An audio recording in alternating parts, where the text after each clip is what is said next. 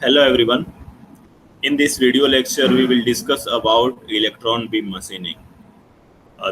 The principle of electron beam machining, the working of EBM, the various advantages, disadvantages, and application of electron beam machining or EBM. Here you can see that the complete setup of electron beam machining. Here is the workpiece kept in the vacuum chamber. One side of the vacuum chamber is associated with the viewing port where any skilled person or any operator can see the what is going on this workpiece. And the another side is one high vacuum pressure pump is associated with another side of this vacuum chamber. Now here high voltage cable is associated at the top of this machine. Approx this kilovolt DC power we are supplying to the electron beam machining. Here cathode grade is associated, then the anode is associated.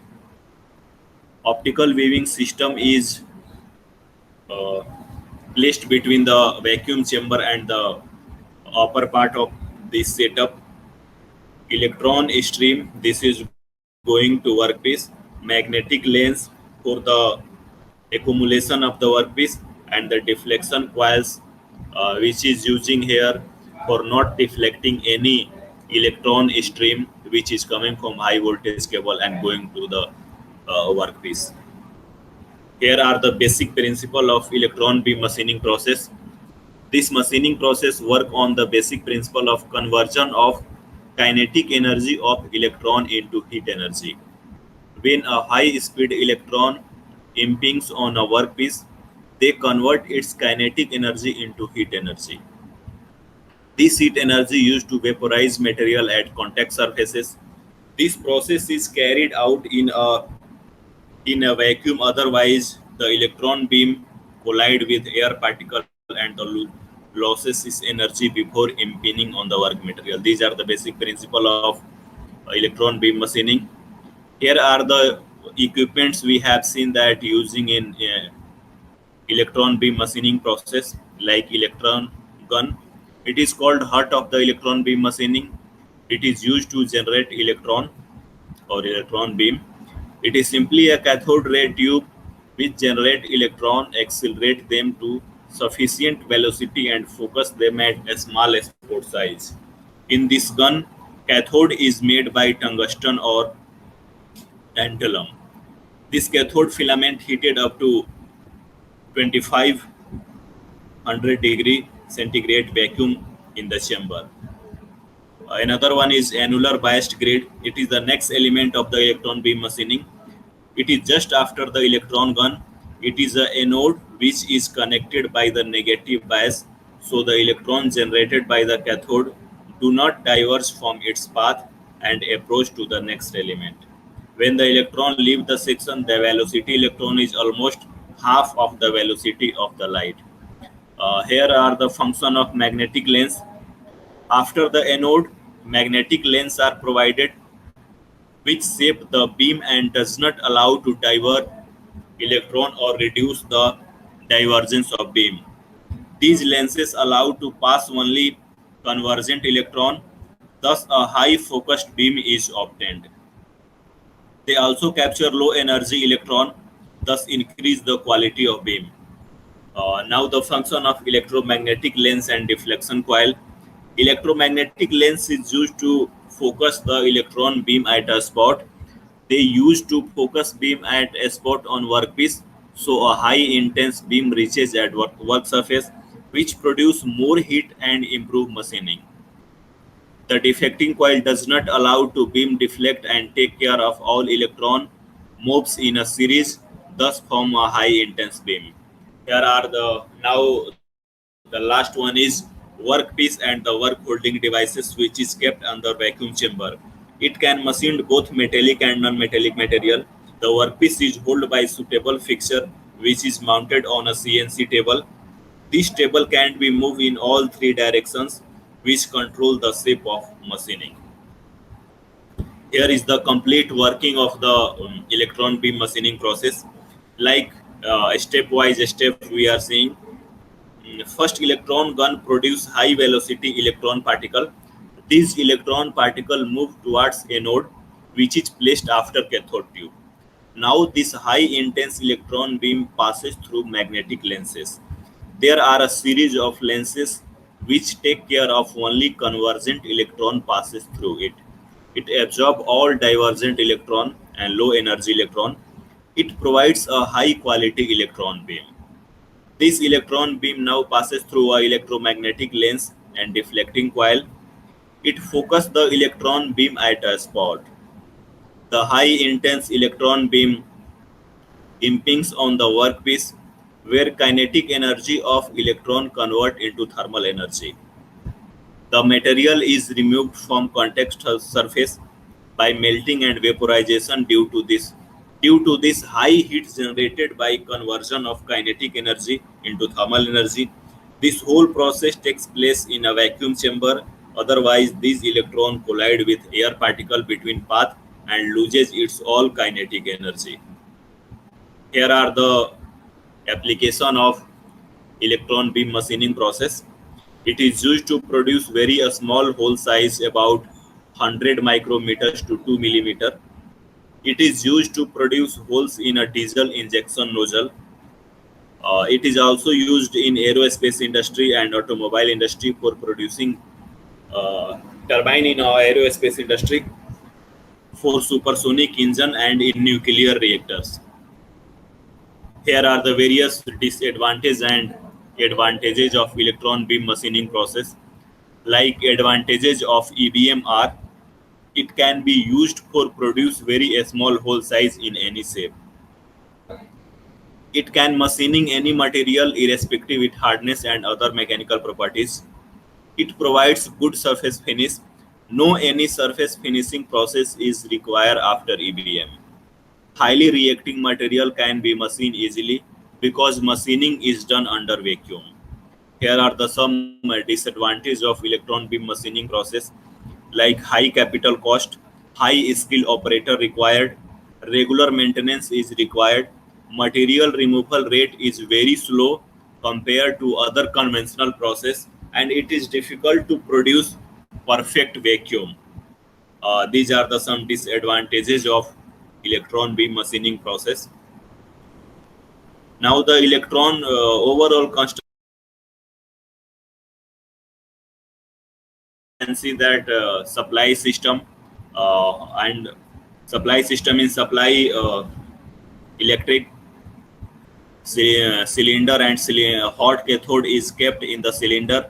Here is a control grid, and after that pre-accelerating anode, and in the last focusing anode is placed in the electron beam, and from this side electron beam directly gone to the workpiece and machine the workpiece in a vacuum chamber.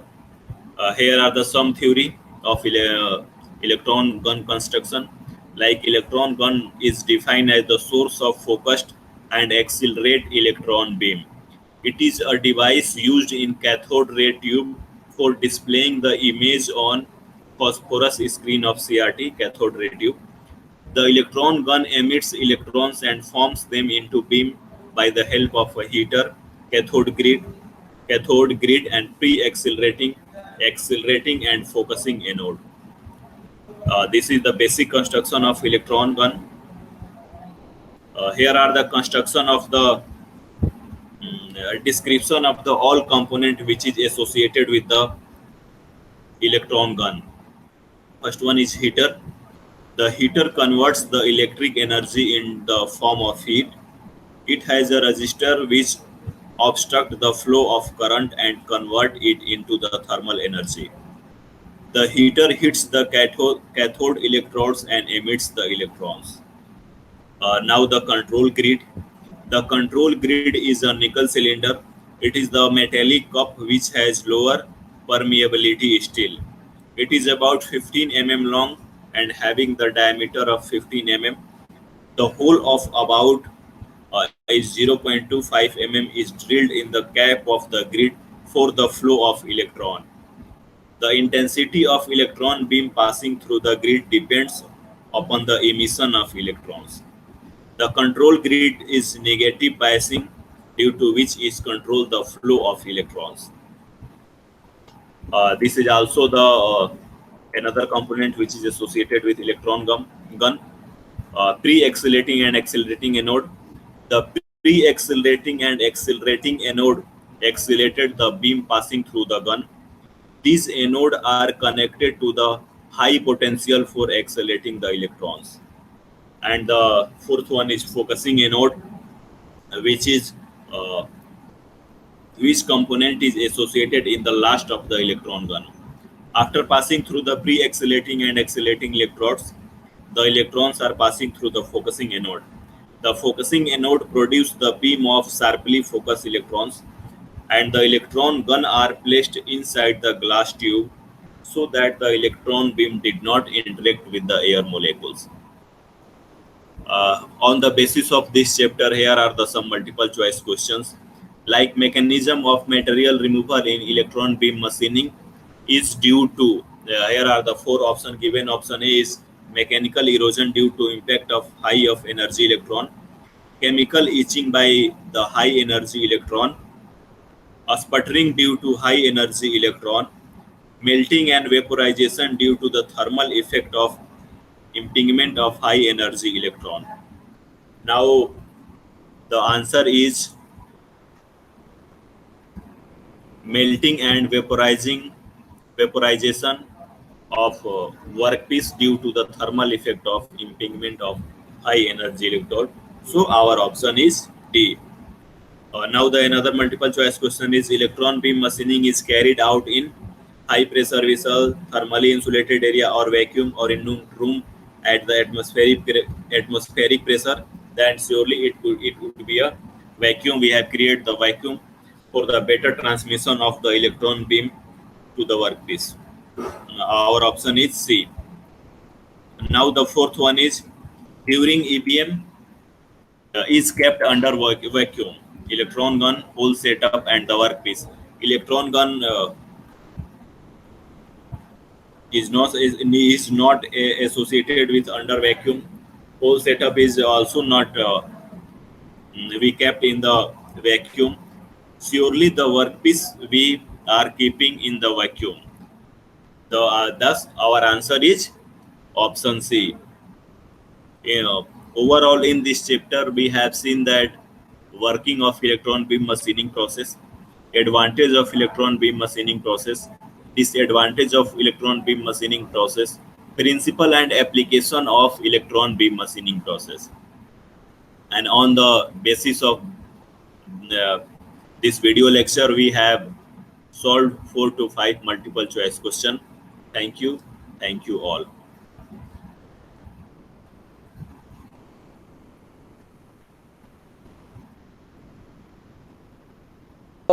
Divide करने के अलग अलग parts में divide करने के लिए जो हम लोग निकालते थे ना dy/dx। यस जी जी। मतलब ये कि एक बार डिपार्टमेंट से रुक जाओ, फोन आ रहा है। हाँ जी, गुड मॉर्निंग, बताइए।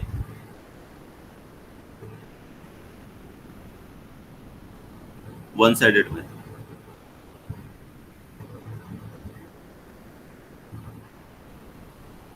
ठीक है। किसका किसका है?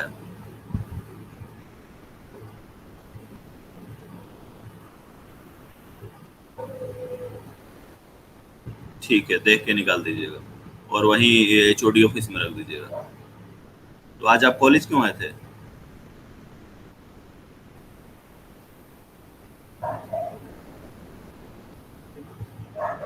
अच्छा ठीक है, ओके।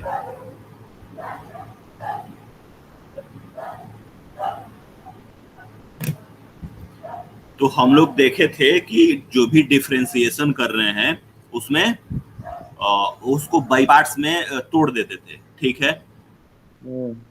अब जैसे मान लो कि कोई भी डिफरेंशिएशन निकालने का होता है तो ये इसलिए होता है जब न्यूमेरिकल वैल्यू आपको आसान करनी होती है ना, तो हम लोग उसका डिफरेंशिएशन करते हैं, ठीक है। इसका नाम है DDA, यानी कि डिजिटल डिफरेंशियल एनालाइजर। एनालाइजर। मतलब कि इसमें भी कहीं ना कहीं डिफरेंशिएशन का यूज होता होगा, बताओ। जी सर। तो ये क्या है, टॉपिक है डीडीए फॉर लाइन जनरेशन। मतलब कि हमको जो कंप्यूटर्स है, तुमको पता होगा कंप्यूटर्स का स्क्रीन को अगर हम थोड़ा और बारीकी से जूम आउट करेंगे तो पिक्सल्स में डिवाइड होता है, सबको पता है। हाँ पिक्सल्स क्या है, एक पर्टिकुलर एरिया है स्मॉल, जिसको मिला के और हम लोग पूरा स्क्रीन बनता है अपना। ये क्लियर है? अरे बताओ हाँ या ना। हाँ सर। इसमें सीपू यस सर। सो रहे हो क्या? No sir. हाँ ध्यान दिया करो, नहीं तो बीच बीच में सवाल पूछेंगे हम। तो इसका मतलब ये है कि हम लोग इसमें डिफरेंशियल करेंगे, डिजिटल डिफरेंशियल, मतलब कि कंप्यूटर के माध्यम से डिफरेंस हो रहा है और वो आपके स्क्रीन पे हो रहा है। ये क्लियर है? Yes sir. अब अगर मान लो कि हम लोग कोऑर्डिनेट्स अगर देखेंगे तो कोऑर्डिनेट्स में अगर हम लिख रहे हैं ब्रैकेट में 2,3, तो इसमें राकेश बताएगा कि x की वैल्यू कितनी है और y की वैल्यू कितनी है। सर 2x की वैल्यू और 3y की वैल्यू। सर 3y अलाउ कीजिएगा सर। किसको अलाउ कमल करें? कमल वेट कर रहा है। कोई आ ही नहीं रहा है यहाँ पे। सर कमल ग्रुप में मैसेज कर रहा है कि सर को अलाउ करने के लिए, बोलने के लिए। भाई वो बोल दो सरान तुम। सर का लिंक किया होगा, तब सरान सर का लिंक में नहीं करना है। लिंक मेरा भेज दो लिंक उसको। डिस्क्रिप्शन में ऊपर दिया हुआ है,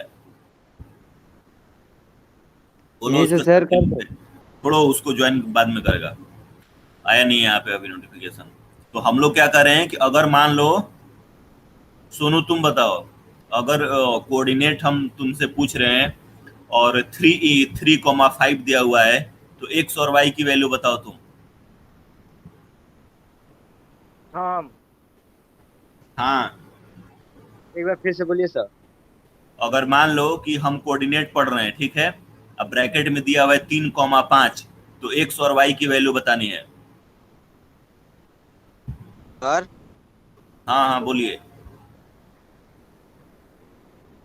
सुना ही नहीं दे रहा है सर। एक बार फिर वाह। से, एक बार फिर से, एक बार फिर से सर। सॉरी सर, आवाज नहीं आ रहा ना। देखिए सर, ब्रैकेट में कोई भी अक्ष होता है ना, तो पहले जो होता है वो एक्स होता है और बाद अब में तुमको वाई सुनाई होता दे, है। अब तुमको इतना सुनाई पता दे है। दिया। सुनाई दिया ही नहीं सर, हम अपने से चलो बता ठीक रहे है, हैं। इतना समझ में आ रहा है। थोड़ा सा- अब अगर मान लो, हाँ। देखो ये तो हो गया, ठीक है। अब अगर मान लो कि तुम, जैसे अगर हम कोऑर्डिनेट बोल रहे हैं ना, तो तुम उसको एज्यूम करना है आपको किस चीज पे।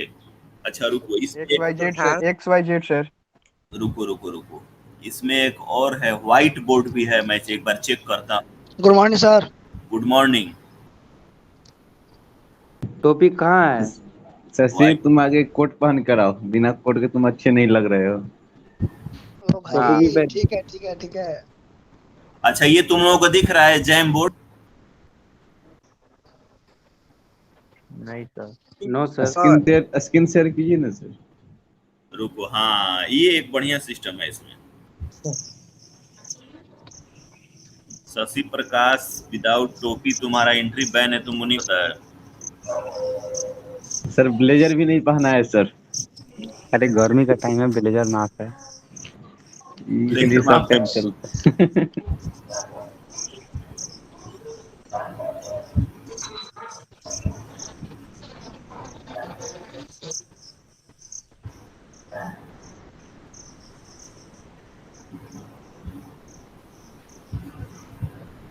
शेयर हो गया? नहीं, हाँ अब हो गया। हाँ हो गया सर। Yes sir. ये दिख रहा है तुमको? Yes sir yes sir. White board है। व्हाइट बोर्ड दिख रहा है ना? Yes sir.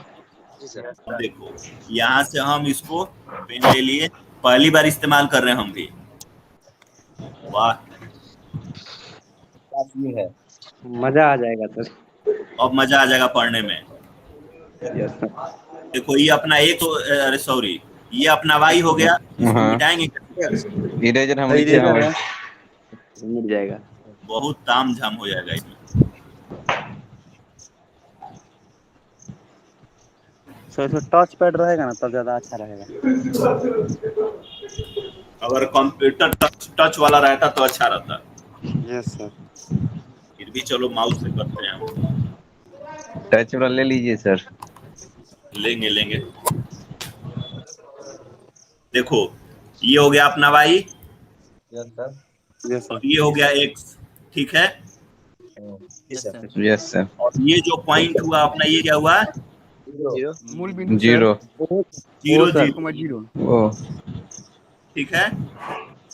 Yes sir. ये चलो 0 0 हो गया। हम 2D में फिलहाल बात कर रहे हैं, इसलिए को अगर इसको ऐसे नीचे खींच देंगे यहाँ से तो ये जेड तो जेड हो जाएगा। 3D में हो जाएगा। ये समझ में आ रहा है। Yes sir. अब अगर मान लो कि हम ये इसको हमने इसको डिवाइड कर दिया 1 2 3 4 और 5 5 6 7 1 2 3 4 5 कोई भी हो गया, ठीक है। अब अगर मान लो कि हम इस पे पॉइंट दे रहे हैं, मान लो कोई भी, इसको हम कह रहे हैं कि आपको ड्रॉ करना है 2 और 3 को, ठीक है। बात समझ में आ रही है? अविनाश माइक ऑफ कर लो। जी सर।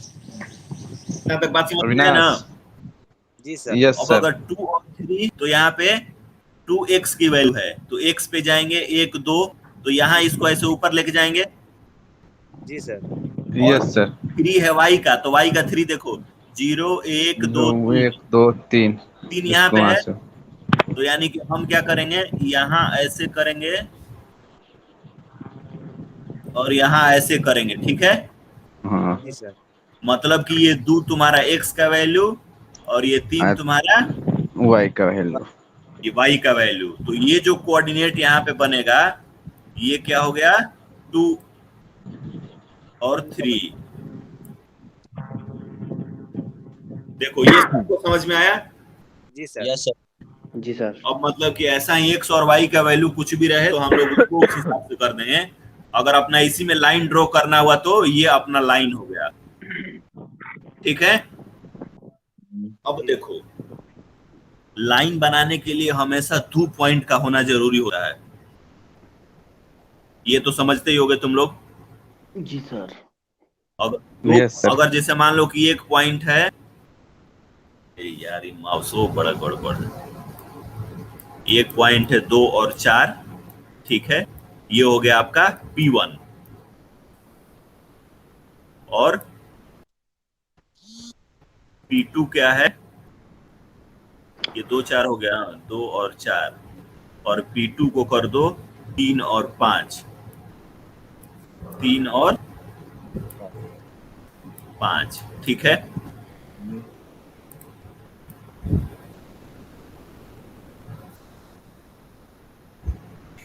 अरे यार जिसको बताम सर। हाँ ये कौन है उसमें ग्रुप में, तो एक बार जरा देखते हैं कौन कौन आया है इसमें। Dinesh yes sir. बताओ भाई, 2 और 4 जो P1 पॉइंट है उसको कहाँ से ड्रॉ करेंगे?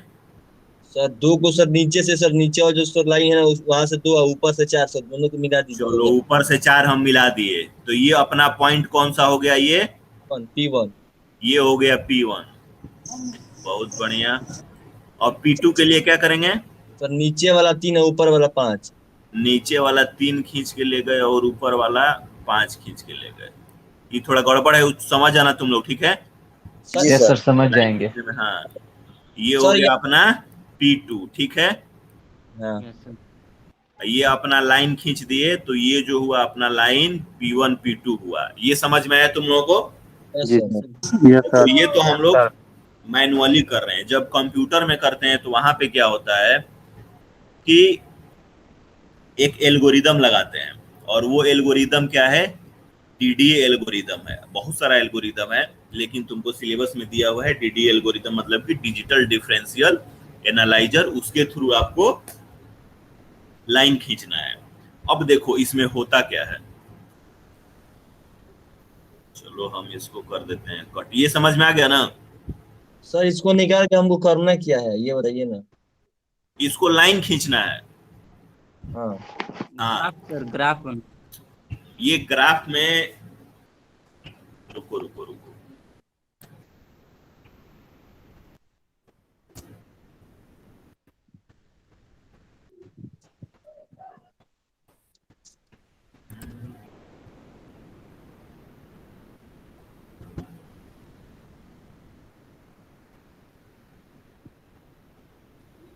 हम्म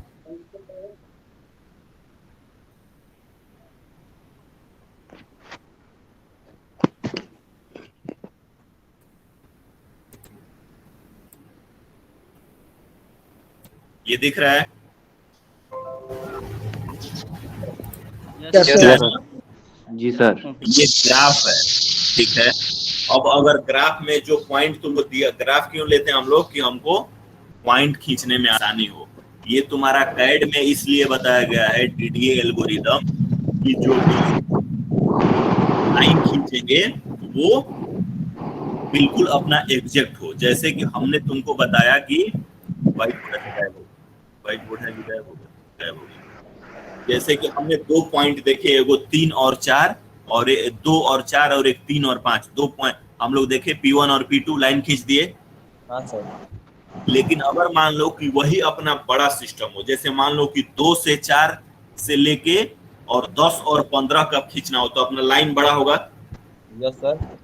तो जब लाइन बड़ा होगा ना, तो लाइन बड़ा होगा, जब लाइन खींचेंगे तो ये मैनुअली में क्या होता है कि हो सकता है कि अपना कुछ ना कुछ पॉइंट का वेरिएशन आ जाए, गड़बड़ी आ जाए। मतलब कि जैसे अगर 2 पॉइंट अगर P1 अपना 2 4 है, तो P1 से लेके P2 अगर 10 से 15 तक खींच रहे हैं, तो उसके बीच में जो पॉइंट्स टकराएंगे उसको हमको एग्जैक्ट निकालना है। उसके लिए हम लोग लगाते हैं डीडीए एल्गोरिदम। इसमें क्या करते हैं कि अगर मान लो 2 से 4 एक पॉइंट दिया हुआ है और एक पॉइंट दिया हुआ है 10 से 12, तो उसके बीच का हम लोग बहुत सारा पॉइंट निकालते हैं। हर छोटा छोटा ब्लॉक पे पॉइंट निकालेंगे और उस लाइन को मिलाते जाएंगे, न कि एक बार ही खींच देंगे। तो एक बात बताओ, एक्यूरेसी किस में ज्यादा आएगी? सर एक्यूरेसी आएगी जो छोटा छोटा करके खींचेंगे उसमें। जो छोटा छोटा खींचेंगे करके उसी में एक्यूरेसी ज्यादा आएगी। तो उसी एक्यूरेसी को बनाने के लिए हम लोग डीडीए एल्गोरिदम का इस्तेमाल करते हैं। अब अगर हम कंप्यूटर की बात करेंगे तो कंप्यूटर में हमेशा जो लेफ्ट साइड कॉर्नर ऊपर होता है ना, ये इसका 0 पॉइंट होता है, ये वाला पॉइंट, ठीक है। कई बार ये भी हो जाता है, लेकिन हमेशा वो लेफ्ट कॉर्नर नहीं रहेगा, ठीक है। जो x की वैल्यू होगी वो हमेशा हॉरिजेंटल होगी, हॉरिजेंटल लाइन पे उसको डिनोट करेंगे, ये सबको पता है। जी सर। और अगर पार्टिकुलरली एक्स वाई हम प्लेन की बात करेंगे तो ये अपना, अच्छा चलो ये बताएगा, सोनू बताएगा, अगर ये पॉइंट 0 है, ये ऊपर हम लाइन खींचेंगे तो इस पे किसका वैल्यू डिनोट करेंगे, एक्स का कि वाई का? वाई क्या? वाई का। चलो इतना तक समझ में आ गया। अब अगर मान लो कि राकेश बताएगा, ये अगर हम पॉइंट 0 ले लिए हैं, अब हमको ऐसे वैल्यू खींचना है हॉरिजेंटली, तो इस लाइन पे किसका वैल्यू आएगा, एक्स का कि वाई का? राकेश राकेश राकेश नहीं है सर। अच्छा नहीं है। सीपू बताएगा। सर एक्स का होगा सर। एक्स का होगा। और इधर वर्टिकल में हो जाएगा सर वाई का। वाई का। बहुत बढ़िया। बट आज क्या बात है, तुम लोगों को समझ में ज्यादा आ रहा है? 10 में पढ़े हुए है ना सर, इसलिए समझ में आ रहा है। इसे 10 क्लास में हम लोग सर इसे चतुर्थांश बोलते थे, चतुर्थांश।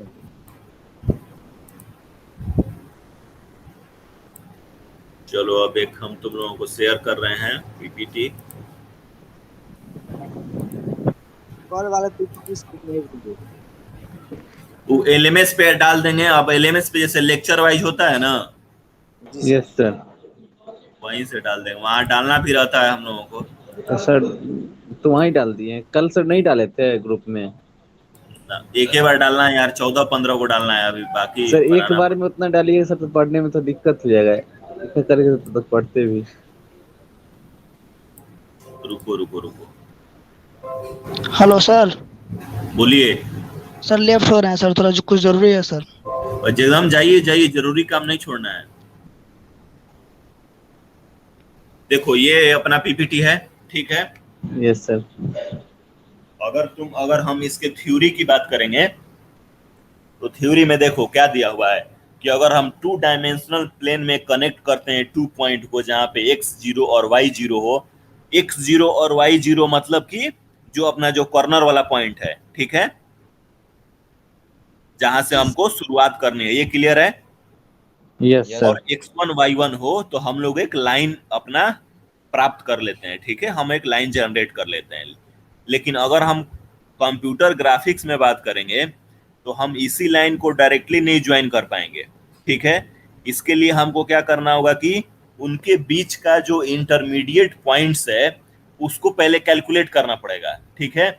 और जब इंटरमीडिएट पॉइंट कैलकुलेट कर लेंगे तब जाके हम क्या करेंगे कि वहां पे थोड़ा थोड़ा लाइन खींचते जाएंगे, और एक बार देखेंगे कि जो लास्ट हमारा जो पॉइंट आ रहा है वो जो तुम्हारा लाइन का जो P2 पॉइंट है वहां पे जाके मिक्स कर जाएगा, ठीक है। अब जैसे मान लो, देखो एग्जांपल क्या दिया यहाँ पे कि अगर लाइन सेगमेंट आपको 2 से 2 यानी x की वैल्यू 2 है, y की वैल्यू 2 है, x की वैल्यू 6 है, y की वैल्यू 6 है, इसके बीच का लाइन हमको अगर पता करना है तो हमको क्या करना पड़ेगा, 3-3 पे भी पता करना पड़ेगा, 4-4 पे भी पता करना पड़ेगा, और 5-5 पे भी पता करना पड़ेगा। बात समझ रहे हो? जी सर।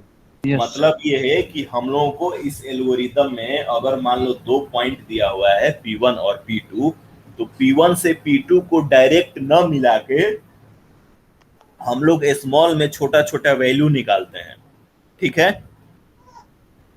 और उस पॉइंट को मिलाते जाएंगे, छोटे छोटे पॉइंट को, और लास्ट में जाके अपना जो डेस्टिनेशन होगा उस पॉइंट पे पहुंचेंगे। यहाँ तक सबको समझ में आया कि नहीं, बताओ? आया है सर। नहीं आया? आ गया सर, समझ आ गया। अब देखो जैसे मान लो एक दूसरा एग्जांपल है कि अगर लाइन सेगमेंट 0 से 2 यानी कि x की वैल्यू 2 हो और y की x की 0 हो, y की 2 हो, यहाँ पे x की 0 हो और y की 6 हो, तो हमको क्या करना पड़ेगा, 0-3 निकालना भी पड़ेगा, 0-4 निकालना पड़ेगा। पहले मिलाएंगे 0-2 से 0-3 को, फिर 0-3 से 0-4 को, और फिर 0-4 से 0-5 को, और लास्ट में अपना तो इनपुट 6 दिया हुआ है तो 5 से 6 को मिला देंगे। मतलब ये कि हम लोग जो इसका जो प्रीवियसली पॉइंट होता है उससे आगे एक पॉइंट और जनरेट करते हैं, फिर जो अब जो लाइन जनरेट किए हम वो आगे वाले का प्रीवियस पॉइंट हो गया, फिर वहां से जनरेट करेंगे, फिर वहां जनरेट करेंगे, और लास्ट में जाके वहां पहुंचेंगे। इस थ्योरी का मतलब समझ में आया तुम लोगों को? जी सर। Yes sir.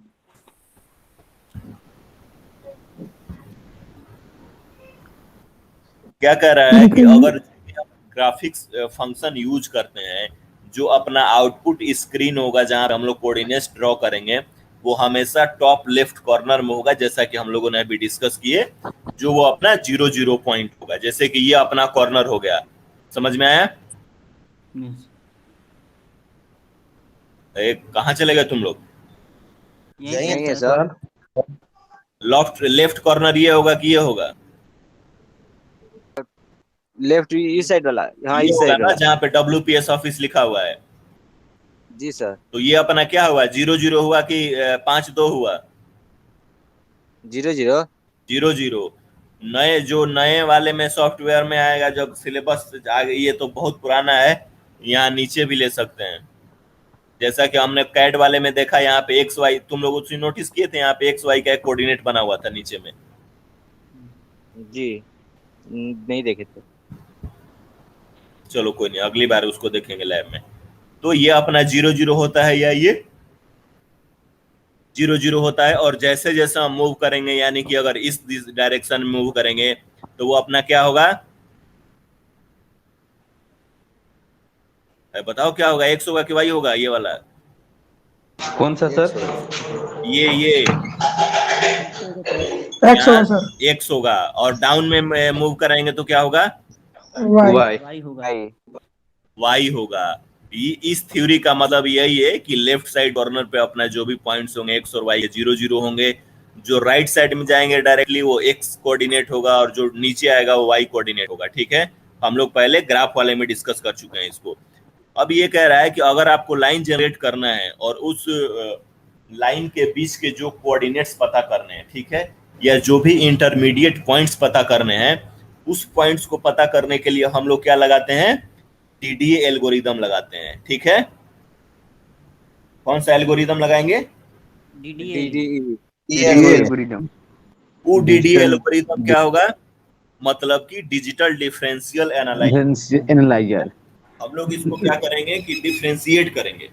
डिफरेंशिएट कर देंगे मतलब कि अपना छोटा छोटा पार्ट्स में आ जाएगा वो, और उस हिसाब से हम लोग उसको पुट करते जाएंगे, 0 से 1, 1 से 2, 2 से 3, 3 से 4। क्लियर है? Yes sir. जी सर। एडवांटेज और डिसएडवांटेज देखेंगे बाद में। देखो इसमें क्या है कि प्रोग्रामिंग भी आता है। ठीक है, सी प्रोग्राम पे बनाया जाता है, हम लोगों को प्रोग्रामिंग नहीं देखना है, हम लोग सिंपल मैथमेटिकल कैलकुलेशन से इसको फाइंड आउट करेंगे। ठीक है, जी सर। पहले एक एग्जांपल समझो फिर जाके प्रोग्राम समझना। ये 2 लाइन दिया हुआ है। ठीक है, निशांत यस सर। P1 की वैल्यू कितनी है यहाँ पे? 2,3 2,3 और P2 की 6,15 6,15। तो x0 की वैल्यू क्या हो गई यहाँ पे? सर x0 की वैल्यू सर, x0 की वैल्यू सर 2 हो गई ना? 2 हो गई, पूछना नहीं है हमसे, बताना है। और x1 की वैल्यू क्या हो गई? 6 हो गई। सोनू तुम बताओगे y1 की वैल्यू कितनी है यहाँ पे? 3 मारेंगे ना, 15 से निकल के तुमको एक लिख पड़ 15 सर। 15 और y0 की 3 ये समझ में आ गया। और P2 कौन सा है?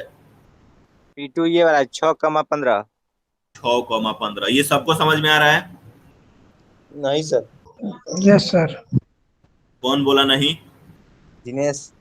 दिनेश देखो ये क्या कह रहा है question, if A line is drawn from इतना टू इतना, बस अभी तक इतना ही पढ़ो। हमको एक लाइन ड्रॉ करना है 2,3 से लेके 6,15 तक। तो लाइन हमेशा ड्रॉन तब भी होगी जब आपके पास 2 पॉइंट गिवन हो, एक P1 गिवन हो और एक P2 गिवन हो। ये यहाँ तक तो क्लियर होगा? हाँ सर। तो P1 की वैल्यू कितनी है? P1 की वैल्यू सर 2,3 है। 2,3 है और P2 की 6,15। 6,15। तो P1 में भी एक्स वाई होगा और P2 में भी एक्स वाई होगा, तभी तो कोऑर्डिनेट पे हम लोग लाइन जनरेट कर पाएंगे सर। तो P1 में x की वैल्यू कितनी है? x की वैल्यू 2 है सर। 2 है। और y की वैल्यू 3 है। P2 में x की वैल्यू कितनी है? 6 और y की वैल्यू 15। तो अब हम लोग x y ना लिख के लिखते हैं x0 x1। अगर मान लो कि लाइन 3-4 तुमको पॉइंट से होते हुए लाइन गुजर रही है तो उसको क्या डिनोट करते हैं? x। वो सर वो यही कंफ्यूजन सर, आप x0 x1 बोल रहे हैं, यही ना? हाँ, जैसे मान लो कि ये अपना x1 हो गया, ये x2 हो गया, फिर अगर दूसरा पॉइंट रहता है x3 x4 x5, मतलब कि जितना पॉइंट्स दिया हुआ है उतना x1 x2 x की वैल्यू तो उतना ही रहेगा, चाहे x1 हो चाहे, तो हम लोग उसको डिनोट कर देते हैं ताकि कंफ्यूजन ना हो। अच्छा, कंफ्यूजन दूर करने के लिए। बात समझ गए? हाँ सर समझ गए। Yes sir. अविनाश समझ में आ रहा है? हो गया है। नहीं है सर वो। अच्छा, बहुत प्रेजेंट 10 लोग बच गए हैं, चलो कोई ना। समझ में आ रहा है तुम लोगों को? Yes sir. Yes sir. तो अपना यस सर। तो ये जैसे मान लो कि हम लोग ये लिखते हैं ना कि अपना ये P1 है और P2 है, इसी तरह अगर एगो जैसे मान लो कि चलो हमने क्या कर दिया,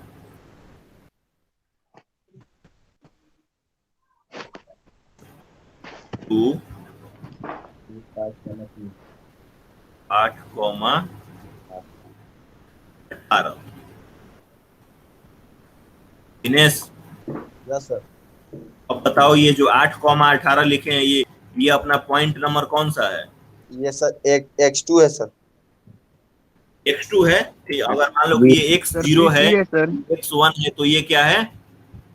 x x2 है अच्छा सर। सुनो X2 जीरो वाला Y2 कॉन्सेप्ट हटा दो। सर जीरो x1 से लेकर जीरो तो हटा ये x3 हो अपना जाएगा, x1 है, x2 हो गया, x2 हो गया, और ये x3 ये y1, Y2 y2 और Y3 y3। अब देखो ये अगर अपना p1 है तो ये क्या होगा, P2 और ये 1 2 3 P3 p3। देखो p1 p2 p3 समझ रहे हो ना, मतलब कि एक लाइन का पॉइंट है हाँ कि एक पॉइंट से दूसरे, जैसे एक पॉइंट ये हो गया, यहाँ से यहाँ तक लाइन खींचेंगे, ये हो गया P1 और ये हो गया P2। अब 8,18 कर रहा है P3 में, तो यहाँ से यहाँ जैसे भी लाइन ड्रॉ होगा अपना, तो हमेशा कोई भी पॉइंट दिया रहे, चाहे P1 दिया रहे, चाहे P2 दिया रहे, चाहे P100 दिया रहे, चाहे P लाख दिया रहे, x और y का तो वैल्यू दिया ही रहेगा ना। पहला x का वैल्यू होगा, दूसरा y का होगा, ये तो क्लियर है। हाँ यस सर। सर। जी सर। ठीक है, अब इसको हम लोग हटा देते हैं। तुम लोग समझ रहे हो अभी डीडीए एल्गोरिदम की डीडीए एल्गोरिदम कैसे निकालते हैं। सॉल्यूशन निकालेंगे भाई साहब। P1 का वैल्यू दे दिया यहाँ पे, गिवन है, क्लियर है। हाँ सर। Yes sir. P2 की वैल्यू भी क्लियर है, 615। अब देखो 11 क्यों लिखे सर? P2 लिखिए ना सर, P11 लिखे हुए हैं। तो गड़बड़ कर कंफ्यूज दी। हो रहा है। चलो अब समझ में आ गया। आप सही है, समझ तो पहले भी आता बस। जी देखो ये P11 पता है क्यों लिखा हुआ है? ये डबल P11 इसलिए लिखा हुआ है कि हम लोगों को इंटरमीडिएट पॉइंट निकालना है। ओ तो इन दोनों के बीच में 10 गो इंटरमीडिएट पॉइंट आ रहा है। 10 फिलहाल पॉइंट के आ लिए रहा अभी तो तुम इसको P2 ही समझो, है। अच्छा क्योंकि अच्छा, अभी तो तुमको सॉल्यूशन पता है नहीं कि दोनों के बीच में कितना इंटरमीडिएट पॉइंट आ रहा है। हाँ सर, समझ रहे हो? Yes sir. यस अब देखो ये अपना x1 2 हो गया और y1 3 हो गया। ये समझ में आ रहा है ना? जी सर। x2 6 हो गया और y2 15 हो गया। जी अब देखो, अब हमको क्या करना है कि dx निकालना है और dy निकालना है, ठीक है। जी सर। तो dx निकालने के लिए क्या करेंगे? सर x2 में से x1 घटाएंगे सर। बहुत बढ़िया, x2 में से x1 को घटा दिए तो अपना आ गया 4। चंदन हाँ सर। बताओ dy निकालने के लिए क्या करेंगे? सर y2 में y1 घटाएंगे सर। y2 में तो y1 भी घटा दिए, चलिए आप कह रहे हैं तो अपना dx का वैल्यू आ गया 4, ठीक। हाँ हाँ और dy का वैल्यू आ गया 12, ठीक। हाँ। तो अब हमको निकालना क्या है? m निकालना है। m यही होता है डीडीए एल्गोरिदम। अगर तुम्हें m की वैल्यू पता चल गई तो तुम आराम से इंटरमीडिएट पॉइंट निकाल सकते हो, ठीक है। Yes sir. देखो ये क्या है, इसी चीज को यहाँ प्रोग्राम के तौर पे बताया गया है, लेकिन प्रोग्राम वाला समझने में ज्यादा मुश्किल होगी, इसलिए पहले हम लोग एग्जांपल पे चल रहे हैं। जैसे मान लो कि m की वैल्यू यहाँ तक निकाल दिए ना, अब तुम प्रोग्राम देखोगे तो पहले तो इसमें लिखा है कि डिक्लेयर कीजिए कि कौन x है कौन y है, ठीक है। उसके बाद वैल्यू लिखिए x1 का, y1 का, x2 का, y2 का, जैसा कि हम लोगों ने लिख दिया था, लिख दिए थे ना क्वेश्चन में। यस जी सर। सर। उसके बाद हम लोग स्टेप में कैलकुलेट किए dx की वैल्यू को। तो dx की वैल्यू कैसे निकाले? x2 माइनस x1 करके निकाले। y पे क्या किए? dy निकाले, y2 माइनस y किए। उसके बाद क्या कर रहे हैं? dx निकाल रहे हैं, ठीक है। ये यहाँ तक तो समझ में आ गया? जी विक्रम मैक ऑफ करो यार, बहुत आवाज आ रहा है। खुला है लेकिन सब हमको निकालना है m निकालना है, ठीक है। जी सर। m निकालने के लिए हम क्या करेंगे, dy by dx always use करेंगे। तो अगर मान लो कि dy by dx हम लोग निकालेंगे तो dy की वैल्यू कितनी है, 3 m सर वैल्यू 12 सर। और dx की 4 4 है। तो कितना आ जाएगा अपना वैल्यू m का, 3 सर। 3 सर। 3 सर। 3 सर। 3 आ जाएगा। ठीक है, जी सर। तो हमने इसको लिख दिया according to the question m is equal to 3। Clear है सबको? Yes sir. Yes sir. जी सर। अब यहाँ पर आइए, देखिए अब करना क्या है आपको,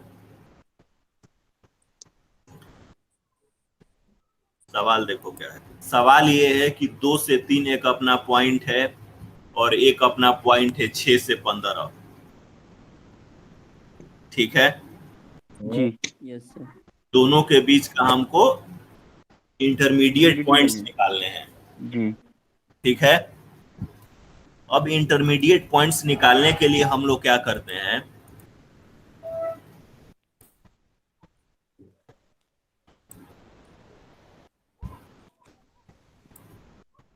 कि अगर इस m की वैल्यू x से 1 से ज्यादा होगी,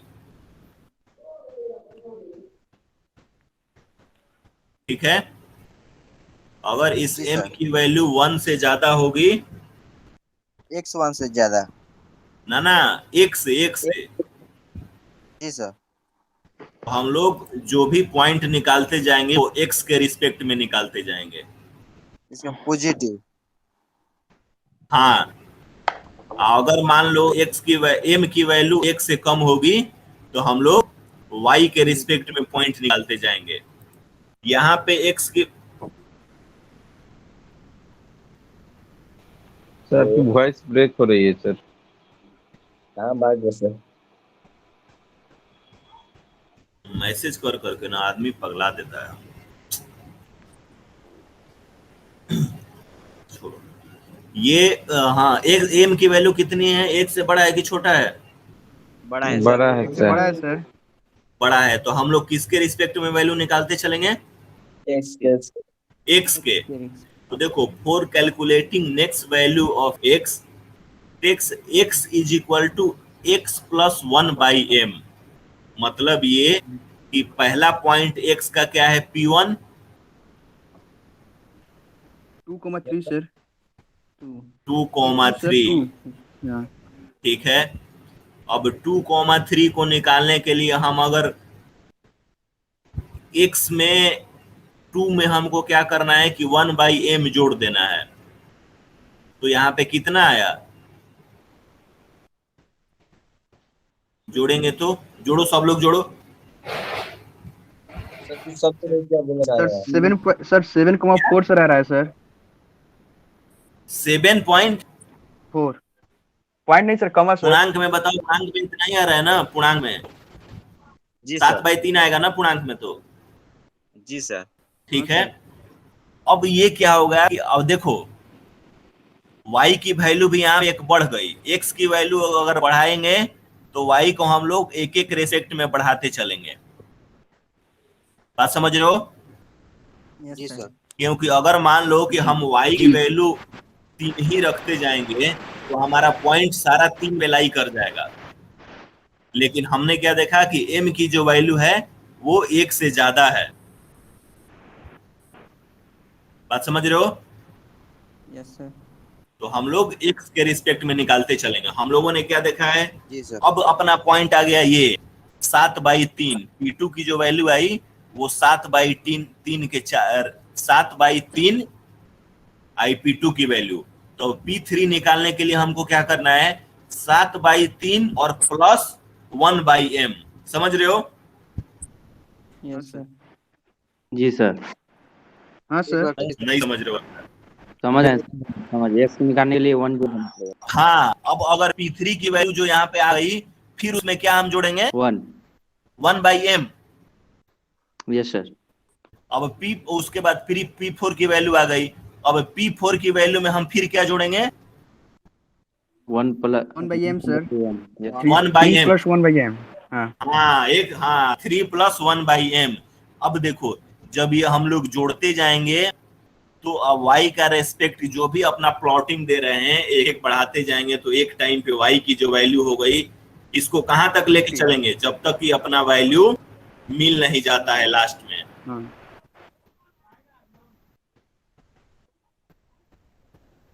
समझ रहे हो? Yes sir. जी यस सर। सबको समझ में आया? Yes sir. ये चीज है। अब देखो अब इसमें हमको क्या करना है कि पॉइंट प्लॉट करना है। ये लिखा हुआ है पॉइंट नॉट प्लॉटेड, मतलब कि ये पॉइंट हमको इस पे आसानी से मिल नहीं रहा है। तुम जैसे जो आसानी से मिलने वाला होगा, देखो 3/6 आसानी से मिल गया जी। यानी कि 4/9। हाँ 4/9 आसानी से मिल गया, 5/12 आसानी से मिल गया। तो अगर मान लो कि हमको इंटरमीडिएट पॉइंट ये भी पता चले कि P1 हो गया 2/3, P2 हो गया 3/6, P4 हो गया 4/9 और P5 हो गया 5/12 और P6 हो गया 6/15, तो अपना लाइन हम लोग खींच देंगे। देखो P1 P2 3 4 5 में ही आ गया, 1 2 3 4 और 5, 1 2 3 4 और 5। समझ में आया? Yes sir. एक एग्जाम्पल तुम लोगों को हम क्वेश्चन अभी देंगे व्हाट्सएप ग्रुप में, उसको कल करके लाना है। अब इसके आगे देखेंगे हम लोग ये प्रोग्राम वाला और इसका एडवांटेज और डिसएडवांटेज कल। जी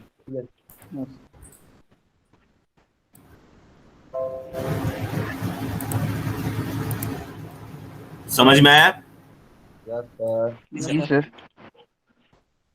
तो आज वो एग्जाम्पल देखे और उसी एग्जाम्पल के बेसिस पे एक हम ग्रुप में डालेंगे न्यूमेरिकल, उसको तुम लोगों को करना है और ग्राफ ड्रॉ करके और भेजना भी है। ग्रुप में ही भेजना, पर्सनल मत भेजना। अटेंडेंस ले लेता हूं मैं। कोई ऐसा भी है जिसको नहीं समझ में आया? आया है सर। अब नहीं समझ में आएगा तो फिर इसको अगले क्लास में देखेंगे, ठीक है? Okay sir. Thank you. Thank you sir. Thank you sir. Sir वो जो पर है इसका यूज कहाँ पर है? लाइन खींचने में यूज है इसका। नहीं सर, जैसे कि मैकेनिकल टर्म में, जैसे कि कहाँ पर कुछ काटने उठने में या फिर सिर्फ हर चीज का कंप्यूटर में लाइन मैकेनिकल से यूज। देखो अगर तुम मैकेनिकल से पढ़ रहे हो तो हर चीज का यूज मैकेनिकल से नहीं होगा। बात समझ रहे हो? जी सर। अगर तुम डिजाइनिंग में जाओगे तो इसका यूज हो सकता है। इसका यूज इसलिए है कि तुमको ये बताया जा रहा है कि जब भी तुम डिजाइनिंग करो कैड में तो तुमको एग्जैक्ट लाइन कैसे खींचना है। लाइन तो हम P1 से लेके P2 तक ऐसे ही खींच सकते हैं। हाँ सर, खींच सकते हैं। हाँ, लेकिन ये बताया गया है कि कोई भी, देखो क्या है कि जब तुम डिजाइन करोगे कोई भी एक कंपोनेंट को तो वहाँ पे टॉलरेंस बड़ा मायने रखता है। अगर तुम ज्यादा टॉलरेंस दे दोगे तो अपना स्क्रैप में चला जाएगा वो मटेरियल। समझ रहे हो बात को? जी सर। हाँ, तो इसलिए ये बताया गया है कि आप जब भी डिजाइनिंग करें तो इंटरमीडिएट पॉइंट्स को लेके डिजाइन करें, ठीक है? अब देखो ये तो हम लोग को मैन्युअली कैलकुलेट करेंगे, लेकिन आज के डेट में बहुत सारा सॉफ्टवेयर है डीडीए एल्गोरिदम का। तुम 2 पॉइंट दोगे और वो 10 पॉइंट इंटरमीडिएट का निकाल के बता देगा। तुमको कैलकुलेशन वहां करना ही नहीं पड़ेगा क्योंकि वहां ऑलरेडी उसमें फीड है, एम कैसे निकालना है, इंटरमीडिएट पॉइंट कैसे निकालना है। तुम इन्फॉर्मेशन दोगे, तुमसे पूछेगा P1 की वैल्यू कितनी है, 2.5 है, P2 की वैल्यू कितनी है, 6.15 है, तुरंत आपको 10 गो पॉइंट दे देगा। आप उस 10 गो पॉइंट पे आप खींच लीजिए। तो ये मैनुअली है हम लोगों को, जो कि अभी हम लोगों ने देखा। सॉफ्टवेयर बेस पे तो बहुत सारी चीजें हैं जो कि हम इनपुट देंगे और हमको आउटपुट मिल जाएगा। समझे? जी सर। और किसी का कोई सवाल? No sir. खत्म करें? Yes sir. Yes sir. सवाल अगर होगा तो उसको लेके रखना, फिर अगले क्लास में डिस्कस करेंगे। ठीक है सर। ठीक है sir. Okay, thank you. Sir.